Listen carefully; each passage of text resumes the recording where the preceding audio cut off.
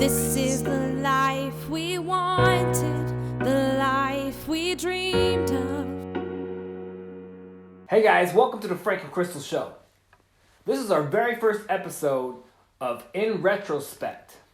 It's a series that we'll use to reflect on real life situations, real life issues ranging from family to marriage to friendships, relationships, and the climate of our society today. And maybe it's something that you guys can relate to. Now, before we start though, I want to give our love out to everyone that's affected by the wildfires out in California, Oregon, Washington State. Our hearts and our prayers are with you. These are some trying times, but we're in this together, man. All right? We love you. We're with you. And now, moving on to our discussion. We experienced something yesterday that neither of us, Crystal or myself, experienced before. And maybe it's something that you guys have experienced yourself. It cut deep into our core and it affected the remainder of our day, and it lingered on and it oozed into our next day. Now that's powerful. And it was all because of one human being. And to tell the story, here's Crystal. Hello everybody, and welcome to the Frank and Crystal Show. This is actually the very first take we're doing. Why? Because our lives are way too interesting not to share. Just recently, I have discovered one of my friend's blogs. Didn't know she was a writer, and I read into it, and it kind of changed my life. Well, for the most part, because I thought, well, my friend had the courage to do this, so why aren't we doing this? That's what I told my husband. So we've always wanted to vlog and tell about our life because the Frank and Crystal Show is insane. Crazy things happen to us all the time. But today in particular, I want to tell you about what happened to us yesterday. Yes, yesterday. I did not want to talk about it yesterday because I really had to gather my thoughts and figure out, how am I going to do this? How am I going to gather my inner peace again to speak of this experience with dignity and a lesson, okay? A big, huge lesson. And I had to do some research. Somebody affected my husband and I so hardcore that we had to take a minute and say, did that really happen? That really happened, people. Okay. So, some of you may have heard, mostly my friends and family, that we have acquired a dog. Whoops. First of all, this always happens to us. One time we were all outside under the gazebo, and this dog scratched on the fence, and my friend pulled the dog up from over the fence, and we brought it inside because Chandler wanted a dog and let it spend the night with us. And then we just decided, hey, it's not a fit. So my mom was in town, so her and my son went to take it to the Humane Society, the no-kill Humane Society. So these kind of things happen to us all the time, where it's like we have a beacon going off at our home that says, hey, any homeless animal, please come to us, we'll feed you. And we will, but come on, we had a cat that we fed, and she ended up being pregnant, so then we had 7 cats. We got rid of some to great families, but then the rest we put in our garage and fed them every day, okay? And that's not it, okay? I swear, it's like Noah's Ark around here. We have lizards, we have frogs. Thank God we don't have snakes. I'm deathly afraid. Anyway, we are a magnet to animals in need, which, hey, maybe that's our calling. Okay, let's embrace it, you know? Well, my husband, the story of our beautiful Lucy, who we found, I wanted to give you a backstory to kind of give you an idea of these animals that fall into our lap, and we're like, we're going to have to, take you somewhere, baby. We'll feed you, we'll get you healthy, but we can't keep you. And we don't. But this one particular dog, she didn't come to us. She was kind of in the neighborhood, kind of not. But it's a street that we drive down every day, at least a street that my husband drives down every day because he takes care of his parents. So he goes there every day. Plus, we drop off our newborn there. Have a wonderful, amazing babysitter, my mother-in-law. We travel this road every day. So the story, short story long, as my husband says. I love it. And he does, short story long, most every time. But that's okay because that's him and I love him. Driving down this road and it's nighttime, right? It's like, I want to say 11 or 12 at night. My friend Callie is here hanging out with me. We had just made this really weird, like crazy food. So we wanted to share it with my husband's parents. So he drives down that road that we drive down every day. And he sees this dog limping. He calls me and I'm like, babe, do what you got to do. You know, if we have to, we'll just put her in the garage. It's really hot here in Texas, so that probably wouldn't have been the case. We would have probably put her outside. I don't know. Almost happened, okay? So he picks this dog up, hurt, injured. We thought maybe she got hit by a car. Well, he goes into this, he knocks on this mobile home. This woman answers, and she really doesn't care about the dog much. She's just like, nah, it's my brother's dog, whatever. So, anyway, my husband ended up, she like closed the door on him, okay? And then my husband was like, all right, I guess, I'll take care of this dog. But then the neighbors came out and said, hey, we've been dealing with this for a long time. Her name is Roxy. There's a neighbor up the road that is willing to take care of her leg and take her to the vet. So we're like, okay, cool. Can you at least put her inside for the night? We, as in my husband. And the neighbors of this woman said, yes, absolutely. We've been taking care of her anyway, so cool. She's freaking out right now. The only reason why I'm letting her loose is because I'm talking about her. So you'll get to meet her in the end. Okay, so she's cool. She's taken care of. Whew! Why does this always happen to us? We had a good laugh over it. Ha ha ha. Good job, babe. I think you saved another animal, at least for tonight.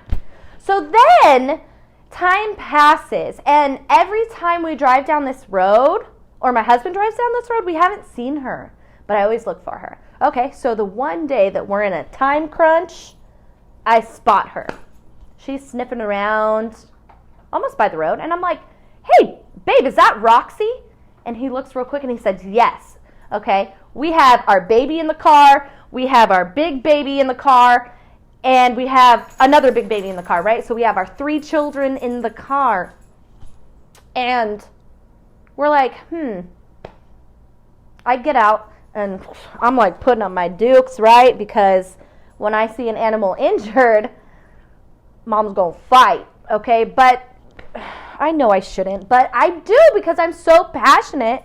Why has nobody taken this dog to the vet? This dog is injured.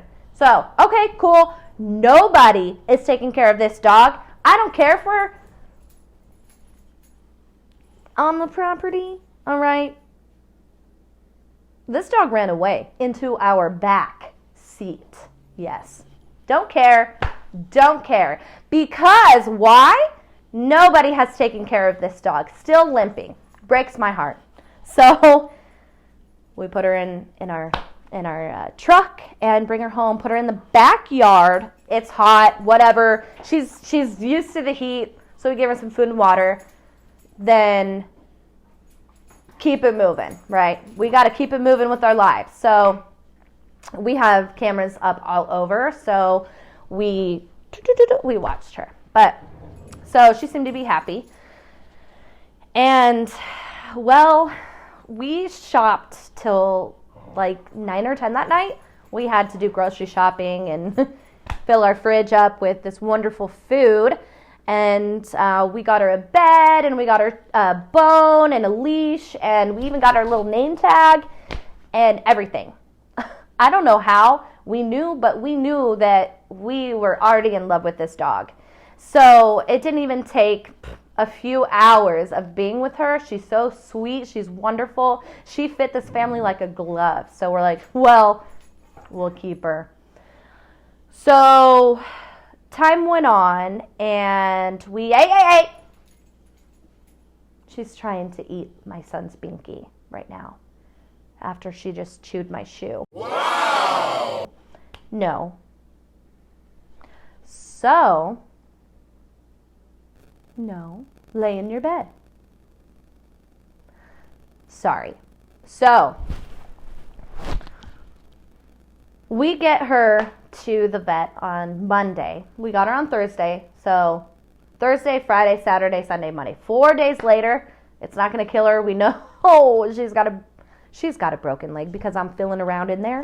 She's got a super broken leg, and we don't really know what to expect. So when the vet calls us, our hearts are pounding. Like, we are so emotionally invested in this dog now. It's not even funny. So the vet says, hey, you guys are awesome. Thank you so much for taking this dog on. Obviously, nobody has dealt with this. So he went on to tell us that she's a very healthy dog. She is wonderful. She's got a great personality. Everything we already knew. No heartworms or anything like that. And she got all of her shots, her rabies shot, da-da-da-da-da. We don't know if she's been fixed or not. Cool. Now he says, elephant in the room. We got to talk about the leg. So I'm like, my husband is dealing with this. He's on the phone. And I'm shaking. Like, this is my child. And so I'm shaking. Well, now she's chasing the cat. Well, the elephant in the room was, hey, this is a pretty bad break. And here is what I saw. From his expertise and what he's seen before, this dog was shot. What? So I have emotions coming left and right. Boom, boom, boom, boom. This dog has been shot. So when we heard from the veterinarian what had actually happened, or at least what he thought had happened, she had been shot. I mean, that was devastating, absolutely devastating. So my waterworks are going.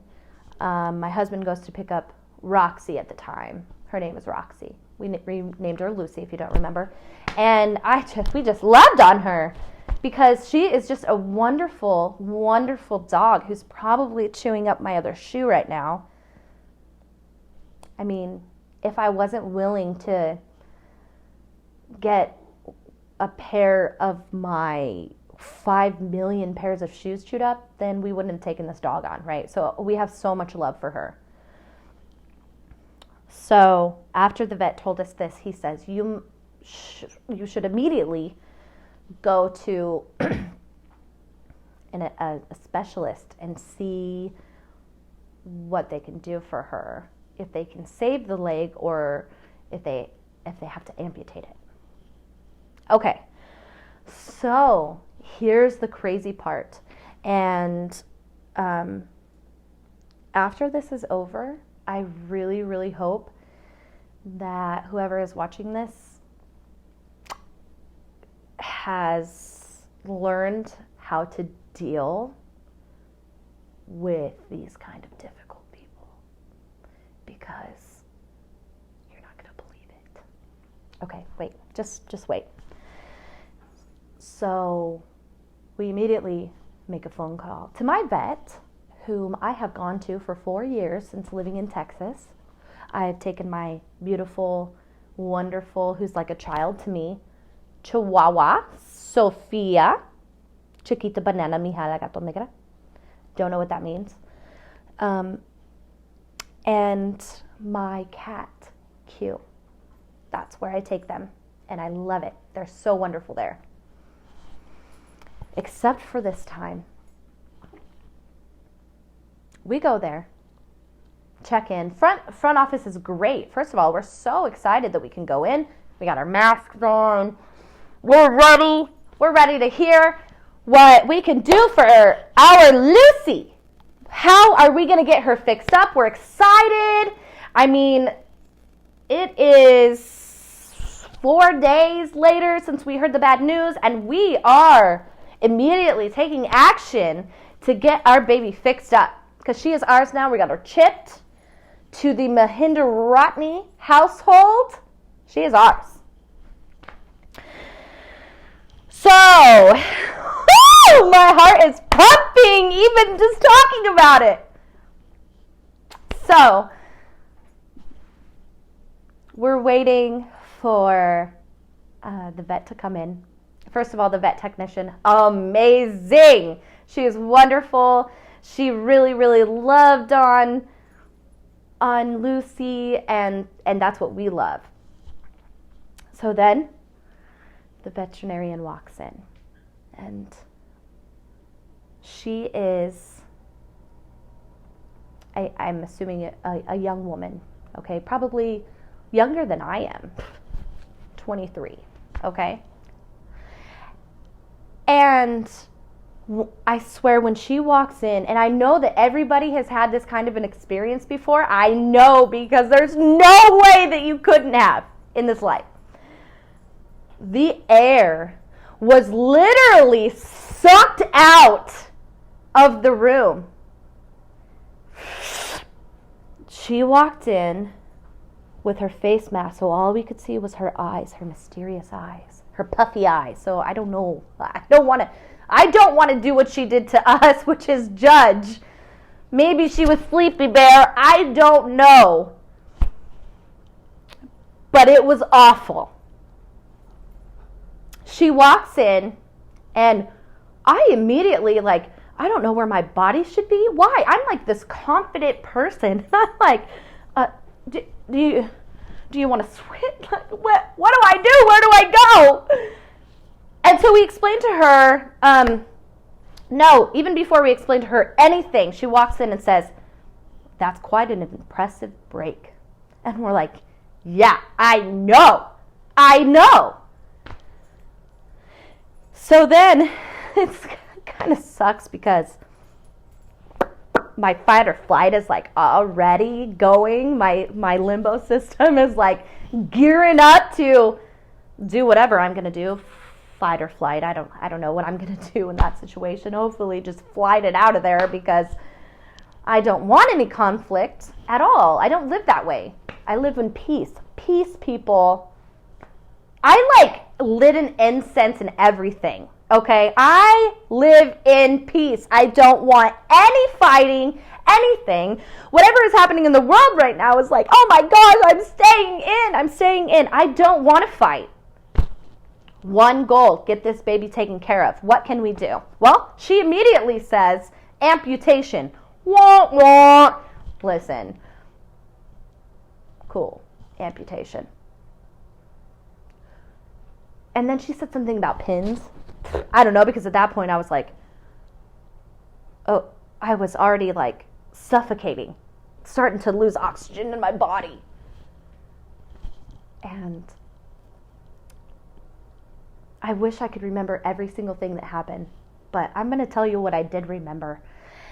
Okay, so the next thing she says, I said, okay, what about, I'm suggesting what I would like done. What about plates, metal plates? And she says, well, that's pretty expensive. And I said, okay. And she said, amputation is about $500-$600. The pins will be about $1,300. And she made it clear not to do pins because then it could just make it worse. Okay, cool. And then having a plate put in our dog's leg to fix her broken femur. She's resilient. Lucy is tough, and she's an inspiration. Anyway, And she said, plates will be about $3,000. I don't know, she said this, I don't know you guys, I just met you guys, so I don't know what your budget is. Okay, well, side note, those of you who know us, we have a newborn, right? 3 months old. And so therefore we get no sleep. And it is 9:30 in the morning. And we don't wake up at 9:30 in the morning. No. Only if we have to. Okay? So Mamacita had a bun that with like hair sticking out. I don't know. I don't care. I had my sweats on because the lady told us we're not going inside. We'd have to wait outside. So I looked the worst I could look. I don't know what I looked like. I didn't look in the mirror before I left the house. Okay? That's how bad it was. I don't know. I don't care. I'm trying to just get our dog fixed. So maybe we could have looked like low income, if that's what low income people look like. I don't know. That's what I felt in my heart. I felt like I was poor and not able to pay $3,000 to get my new dog's leg fixed, which we absolutely can do that. And because my mama taught me how to save, okay? Especially in a pandemic. So there was that part. She also said the amputation would be the easiest.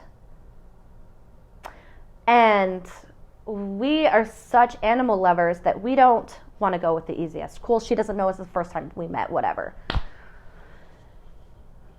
She didn't barely look at my dog. She didn't touch my dog at all or say hi to my dog. And she didn't say hi to us. That's fine. But, okay, it felt like, number one, we were being so judged. Number two, it felt like she thought that we were the ones that had either shot her or she was shot on our watch, and we waited a month to get her checked out because it has been a month.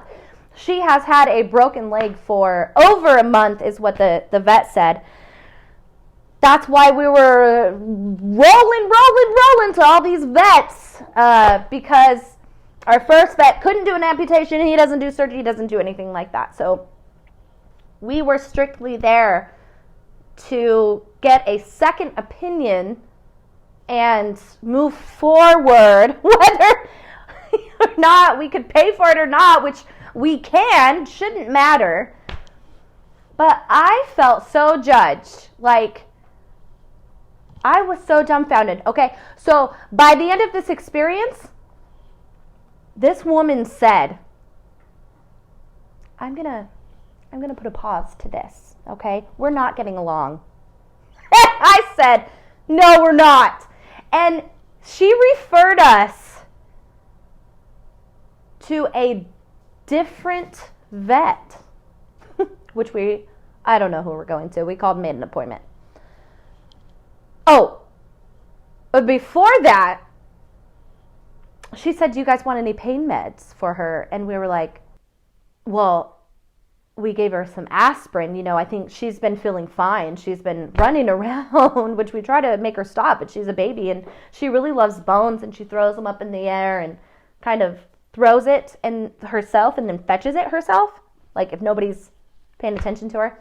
So we're like, stop, and she's jumping on the bed and stuff, which is fine. Yes, she does sleep with us. So we're like, I guess it's not necessary, you know. And then she was very offended by that.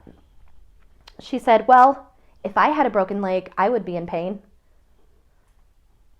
Yes, ma'am. If I had a broken leg, I would be in pain as well. Yes, that is true. That is a fact that you're saying. So then she's like, would you like a sedative? And we're like, at that point, I was like, no, like so confused as to how do I, like I'm saying the wrong answers right now to this woman. She hates me. She hates me. And I'm trying to be the nicest I can be. Well, she then she says, okay, pause. This woman paused us and said, we're not getting along. And I said, yeah, okay, we're not. Thank you for your time. And we walked out. And we were dumbfounded by the way she treated us as humans. So I was so rattled, and my husband was so rattled. And we were just kind of numb and like shaking, you know. And we didn't talk on the way home. We were just like, what happened? What happened? Okay. And as my husband took his father to dialysis, he left the house and I was alone, and I really had some time to think. My husband came home, started cooking, and I was like at the computer trying to figure out how to mend my wound that this stranger had left on me and my husband. So I got in the shower, and that's when I listened to my podcasts, and I really self-cleanse and think of the next step and moving forward. That's where I get big ideas and all that. So I did listen to actually a TED Talks, and he just blew my mind. I listened to this man talk about how we as human beings can deal with other difficult human beings. And he just really, really stitched up my wound from this stranger that had judged me and my husband. And I actually got a huge lesson from this woman. So I want to thank you, strange veterinarian lady, for this lesson. I really appreciate it. Namaste. So I'm going to read to you a little bit of what I learned. Okay. This happened yesterday, 9/11, here in Bryan, Texas, at, I will not say the veterinarian's name, nor will I say where she works, but I'm going to rename this woman Dr. Jenny. Basically what he taught me is to go through these 4 platforms of how to influence other people's behavior. Because all we can do is change what's in ourselves and not change other people. So at that point when I was in that office, there was no reason to, I argued just a little bit. But then I knew I had to immediately get out of there, because this one time at Skechers, the story is for a different day, but it wasn't good. It wasn't pretty at all. So I didn't want to do that again, because I learned from that situation. I learned. This man is so cool, because he literally told me what I did as a human being, what I did, not what this woman did, not what Dr. Jenny did to me, but what I did to Dr. Jenny, okay? And it's so true. I labeled her difficult. And she probably labeled me as a trashy human being who waited a month to get her dog to the vet, which I didn't. I didn't even know she existed a month ago. And she definitely labeled me poor, because she thought that I could not afford to have plates put on my dog's leg. Okay, I'm poor and I'm a bad human because I waited a month, which I didn't, to bring the dog in. Okay, but we just found her. So, platform number 1, very powerful. Love this. I will take this with me forever, and I so want to share it with this world. Okay, we are going to, number 1, explain existing behaviors. Boom. How do we do that? How do we do that? When we see someone doing something we don't like, such as, well, Dr. Jenny, we can justify it by saying, oh man, Jessica does that and she is so passionate and she doesn't take any crap from anybody. These labels can infiltrate the way we see the world. It's a bias that we have. Why did someone behave this way? Was it something inherent? I love this. I love this because it's so true. Is it an intrinsic desire that's pushing them to behave this way? I know I've done that. I have. I've been upset one day and just been a bear to everybody. Maybe that's what she did. I don't know. In the moment, we get frustrated with ourselves. We don't take the time to ask. We label and continue. I labeled her. She is difficult. She is a know-it-all. She's rude and very, very mean. And she hurt me. She hurt my feelings. There's going to be a lot of people that hurt my feelings. Okay, cool. But you know what, people? At the end of the day, it's my heart attack. It isn't me. It is affecting me. It's my problem. I'm going to go home and I'm going to live with it. And I'm going to think about it. And I'm going to dwell on it, but she probably isn't. She doesn't care. She just thinks we're icky, white trash people. But it's my heart attack. It's your heart attack. You have to deal with it in your heart. So why not repair it, people? Why not take the steps to move forward? Why? And learn from it and heal that wound, stitch it up. Done. Dissolvable stitches. Don't even have to look back. So how do I move forward? That's how I ask questions about her behavior and about my behavior. And once I can explain these existing behaviors, I can predict behaviors, okay? So platform number 2 to influence people is predicting their behavior. Okay, so when she walks into the room, I feel my defenses going up. I feel my oxygen going out. So, prediction will reduce uncertainty.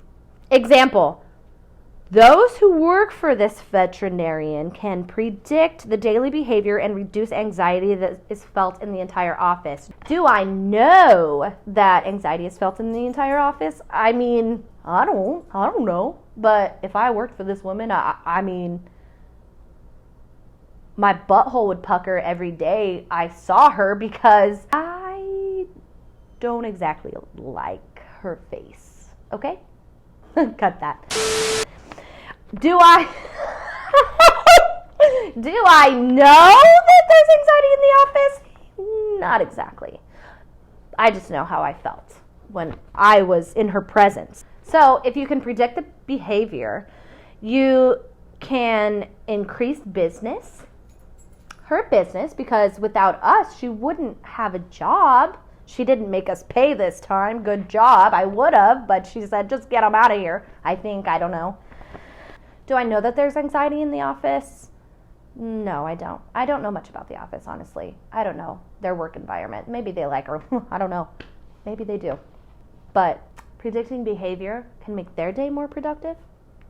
Increasing business that people like me and people who take their babies to the vet pay for. So that's her livelihood, right? So that will increase her livelihood. Have you ever said, here's an example, if somebody new has started, a vet tech has started at this vet clinic, you can say, hey, Dr. Jenny is the veterinarian here. She is very strict and tough to work for, but that's just the way she is. That's a prediction that we're planting in their head so that they can predict her behavior and not be so hurt and not have so much more anxiety. Platform number 3 is influencing behaviors. Okay, so how do we influence her behavior? We can't control that, but we can use an inclusive language for people like Dr. Jenny. For example, never say to Dr. Jenny, "You're being very rude." Dr. Jenny's wall will immediately go up and she will let you know that your behavior is actually what influenced this situation. And now we're in a place of difficulty that we can't get out of. So instead, approach Dr. Jenny like this. I notice we're having some trouble communicating.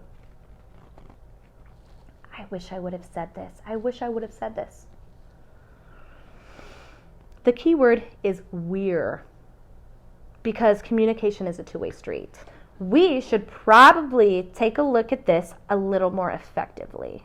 Now you're engaging Dr. Jenny and working together as a team. So maybe I could have said, okay, maybe we can take a step back, reevaluate, and look at our options. My name is Crystal. This is Frank.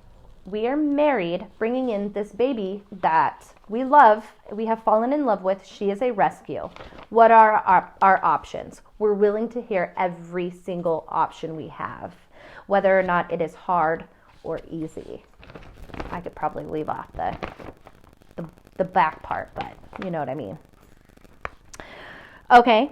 Then next comes reward and recognition, which is so hard to do, especially when you just really don't like the person. You really just don't see one thing that you could reward her for or recognize her for. I don't know. I could make something up, and I probably will now in the future make something up. Hey, I like the approach of the easy option and the cheapest option. I so appreciate that, Dr. Jenny. But let's move forward with some more options. Oh, nailed it! Why couldn't I have done it yesterday? Because I didn't have the knowledge, which you guys will now. Okay, this is the last platform. So reward and recognition. When we move out of the enemy zone, we become a team. And we can even become a friend, which is what I love. I love being a friend. I take great pride in being a friend. I always have. It's much more valuable to be a friend in any situation than an enemy.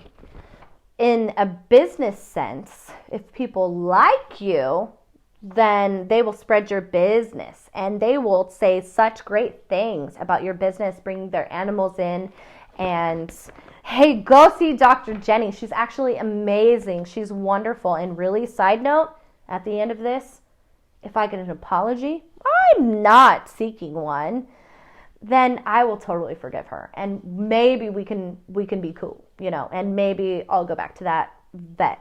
But that's the person I am. Very forgiving. And then maybe I could recognize her and reward her with my business and my money for being nice. Who knows? Conclusion, we're going to wrap this up. We've all been difficult for somebody else. I know I have been difficult for people. Sorry, Mommy. I love you so much. You're my best friend. But you got to look in the mirror and you have to see yourself in the light that you want to see yourself in. At the end of the day, don't be difficult. And to deal with difficult people, we have to take their behavior away from their person. We have to separate the behavior and the person so that we can say, I don't like that behavior. That behavior is something that that's her thing. She's got to work on. Dr. Jenny has to work on that. And we can't associate the two together. Then we can easily analyze that behavior and move forward.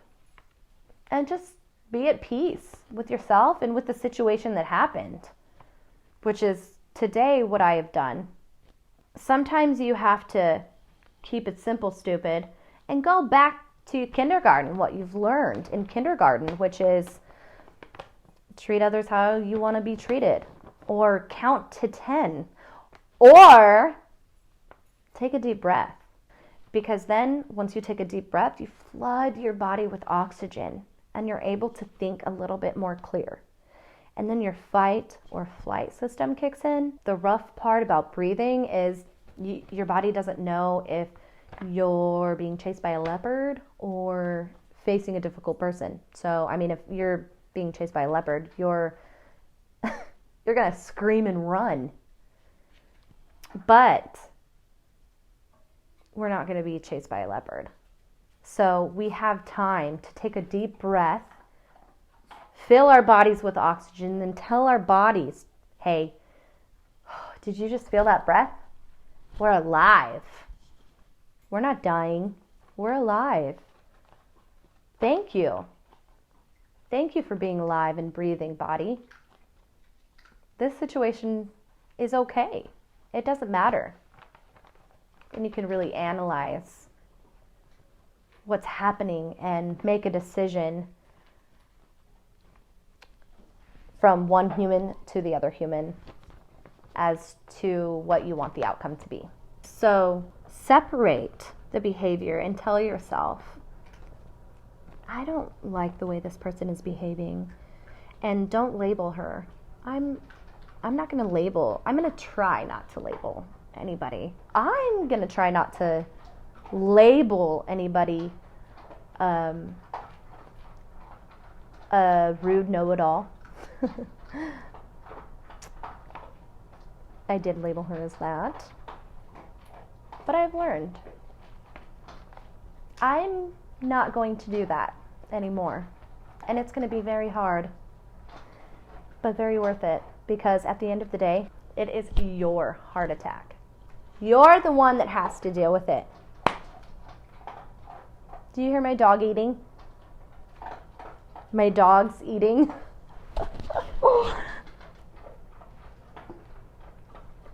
They eat together now. They're best friends. I'm telling you, she fits in the family. So that's what happened. I value every relationship, especially with my husband.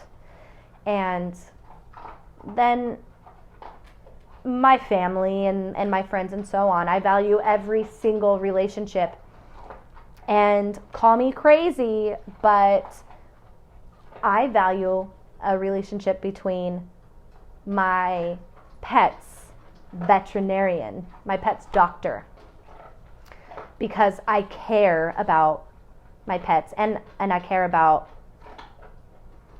the person that's treating them, because they're such a big help for me. Human interaction is important. It doesn't matter if your hair's a little bit out of whack, or you got a lazy eye, or you're dressed like a hobo, okay? Every person matters, and relationships matter. Are you done? Please hold, my dog is drinking. Every relationship matters. So I want to thank you so much for listening. I hope that everybody learned a lesson. I'm going to recap on the 4 platforms that I talked about. Explain existing behaviors, predict behaviors, influencing behaviors, and reward and recognition, which is very, very hard. But thank you so much for listening to me talk, and thank you for listening to something that happened in my life that I just cannot keep to myself because it's crazy, and a really, really awesome lesson that I learned. So namaste, people. Love each other. Love everybody. Love, love, love. Thank you. All right, guys. And that concludes our episode for In Retrospect. If you like this video and want to see more episodes like this, please do comment and subscribe if you dare. Until next time, be strong, be happy, and be blessed. And we are glad you exist. One love. This is the life we wanted, the life we dreamed of.